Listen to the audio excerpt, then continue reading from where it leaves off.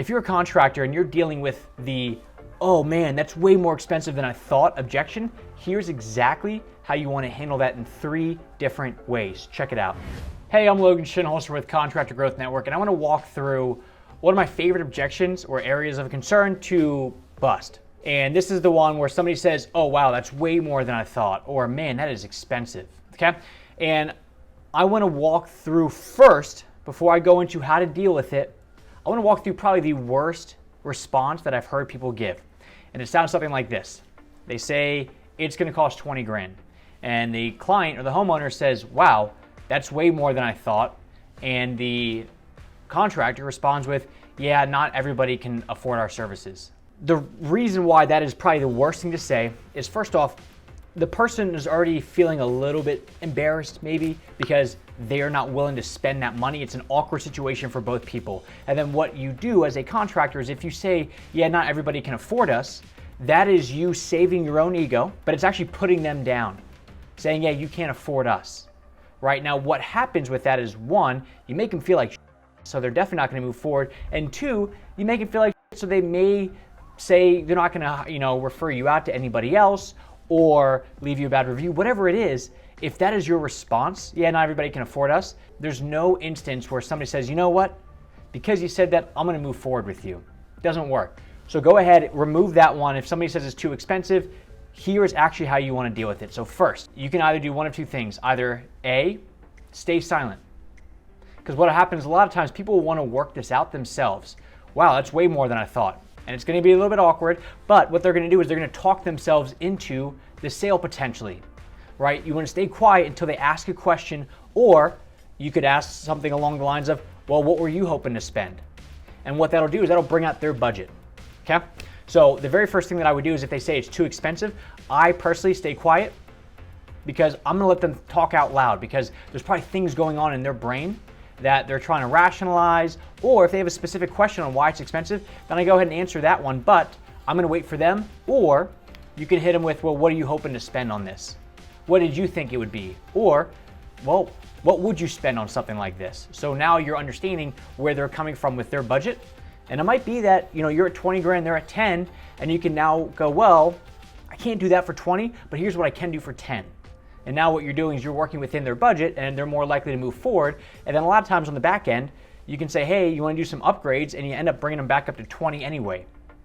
So that's the first way to do it, is to either stay silent or ask them what they think it should cost. Now, the second way to do it is to actually be proactive about it. This is a bit higher level, and you need like a solid website to do this, but here's how you do it, is before you even drive out to their home, right? Let's say you want to get like a basic budget understanding from them, because you don't know when they say a kitchen remodel, or I want to put a outdoor living space in my home. You don't know if they're thinking 5 grand or if they know that it may cost 125 grand. And we don't know that, and the unknown is terrible, because what happens if you drive out there, you go through this whole song and dance with them, it sounds like a great conversation, you come home, you send them an estimate, and they ghost you. All because they were thinking 5 and you were at 55. You just got taken advantage of effectively, right? They just used you to entertain themselves, but in fact, they did it at your expense. Nobody wants those window shoppers. I know what it's like when I get people that message me and they really just want to think out loud, which is fine and understandable, but sometimes it can take hours. So I need to get ahead of it and say, look, like, this is not a free-for-all while you're driving and you're bored to give me a call. We need to get down to it. So what I like to do is I like to jump ahead of it, and this is what a lot of the contractors that we work with, that we build their websites, this is how they do it as well, is they will ask the client on the other end, before they drive out there, they'll say, hey, great, let's talk about some of the projects we've done, and we'll walk through some basic ballpark investment options so you know what you're getting yourself into. And they'll have the person, they'll be on the phone, they'll have the person on the other side, and they'll say, great, go to our website, right? This is a website that we've done, and they can kind of go through and say, what do you think? How does this look?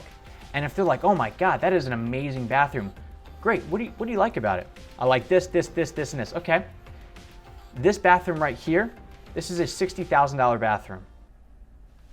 and you go back to being quiet. So what you're effectively doing is, instead of asking somebody for their budget, because I hear that a lot, I hear a lot of people say, well, I always get the client's budget. And I'll say, well, how'd you get that? And they go, well, I just say, what's your budget?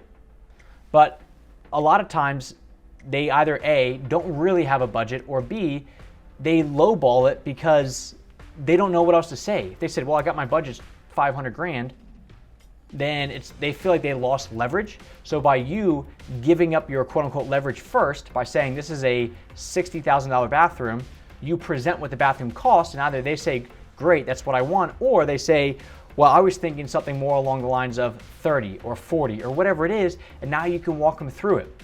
Right? There's other things, this is kitchens right here. You can walk through something, okay, well, this bathroom right here, in the middle one with the pink shower curtain, this one's 20. You're still sticking to your guns. You're still letting them know up front what pricing is, and you're doing all of this without ever having to drive out to their house. Now, let's say you want to actually go on the formal estimate.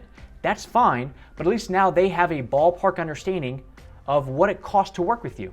The last thing that any of us wants to do is to walk into a lion's den where you have no idea if they know what it costs to work with you.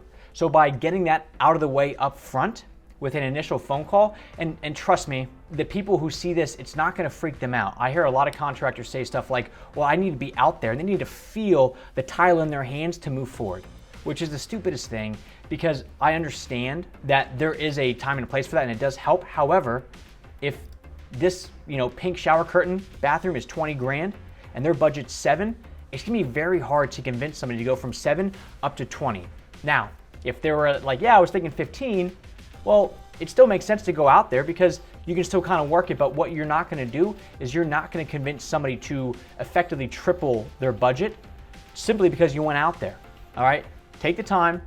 Most homeowners love it up front because for as awkward as it is for you to be in their space when they tell you no, it's just as awkward for them to say no. So what do they typically do?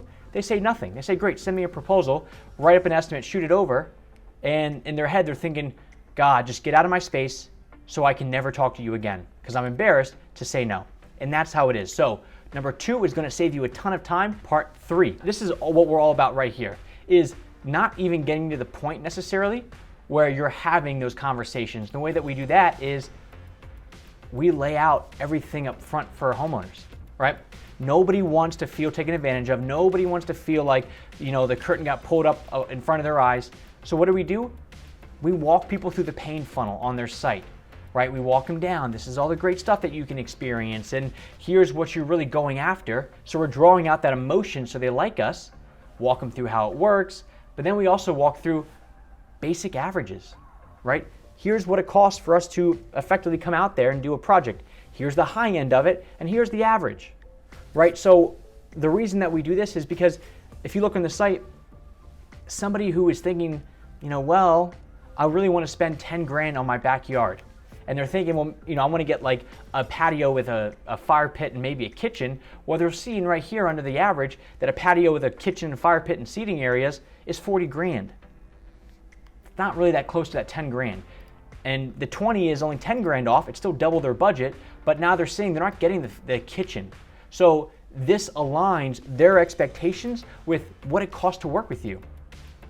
You see, now when you come into these conversations and they've been on your website, which is how they schedule the consultation, you feel way more confident going into these calls. You're not going in and spending, a half an hour phone call and then a 4-hour estimate with them on the way out there, and then coming back and spending an hour in the proposal only to send out this 40K proposal and they're thinking 10, so they never respond. And now you got to follow up, or what you do is if you've been through this song and dance before, is that if you send them out a proposal and they don't respond and you call them a couple of days later and they don't answer, you effectively know they're gone, right? And there's really not much that you're gonna be able to do unless you consistently follow up over and over and over, which could work, but to get them from a 10K to a 40K project, it's tough. So if you get in front of it, you're going to save yourself time, but more importantly, you're going to save yourself the confidence hits that you're gonna take from leads that just are not ready to spend that kind of money. And it's not your fault. It's the fact that you're not setting the upfront expectation for them to understand it, all right? Same thing with this, kitchen remodeling, right? It starts at 30, high end of 100, but your average is 45K. So the people that come into this are going to, and they come through. I mean, we had this guy today. He hit me up because this is a website that we built 2.5 weeks ago and launched it. He hit me up this morning and said, I want you to know that the leads are taking off. Or actually, he used the word explosive. He said, we've gotten 10 so far in like 2.5 weeks since launching this thing. And he said, they're all good leads. And he said in quotes, not bull. Because what that means is it's a high-end site. And when things are high-end, people understand I'm going to have to pay more money. All right. And we go through the pain funnels, right? We show what they can have. And then we show ballpark pricing. So they really have no option but to look at this stuff and then call you up if they're in this fit. But now when you go into these calls, you're not going in wishy-washy going, well, I hope they don't argue it. You're getting in front of it. And now you feel good. And when you feel good, the conversations go better. And when the conversations go better, you're able to actually close more deals. And when you can close more deals, you make more money. Simple as that. So you can either tell people when they say it's too expensive that, oh, not everybody can afford us, and piss them off. Or you can do one of the big three. One, either stay silent or ask them what they think it should cost. Two, walk them through your website beforehand so you can show them the pictures and give them a ballpark understanding. Or three, totally avoid those people. Get way out in front of it. So instead of getting 10 calls just to talk to the 2 people that actually want to have a conversation with you based on your pricing, what if you just said to the 8 people, hey, don't bother, I just want to talk to the 2. So now every time your phone rings, it's somebody who is wanting to work with you, not somebody where you have to now somehow persuade them into working with you. All right, so those are the big 3 ways to do it. If you want to learn more, head over to contractorgrowthnetwork.com, or actually do me a favor, drop below which of these 3 options you think is the best fit. 1, staying silent. 2, walking them through the website beforehand. Or 3, having the pricing up front, which personally, I'm more of a fan of 2 and 3 combined, but up to you. Click it below. Thank you very much.